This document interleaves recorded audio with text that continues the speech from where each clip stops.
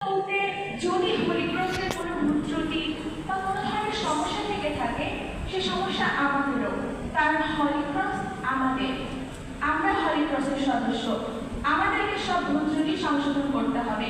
তাই একজন শিক্ষার্থী হিসেবে আমি আমার গার্ডিয়ানদের কাছ থেকে দায়িত্ব নিয়ে বলছি, আমরা চেষ্টা করব আমাদের হলিক্রসের সকল ভুল ত্রুটিগুলো যেন আমরা খুব দ্রুতই রিমুভ করতে পারি।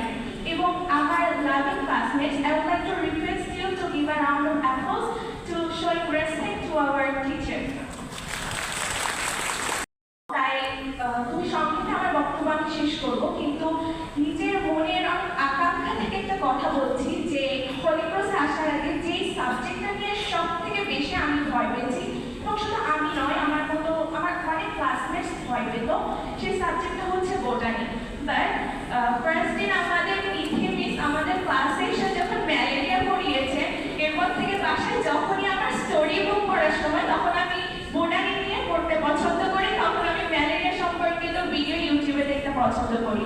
আমি এই কথাটা বললাম কারণ হলিক্রস আমাদেরকে শুধু রেজাল্ট করতে শেখায় না, হলিক্রস আমাদের প্রত্যেকটা সাবজেক্টকে নিজের করে নিতে শেখায়।